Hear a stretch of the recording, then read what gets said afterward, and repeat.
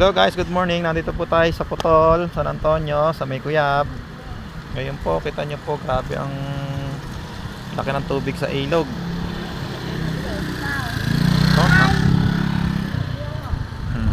Konting ulan lang po yan, napaka dami na ng tubig galing sa bundok. Sana hindi na po umulan, baka bumaha na naman. Hindi na makita yun Daddy.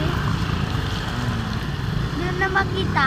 Lubog na po yung warning na nasa yellow na po. Prepare na po dapat. Maglulubog na po yung yellow. Malapit na sa orange.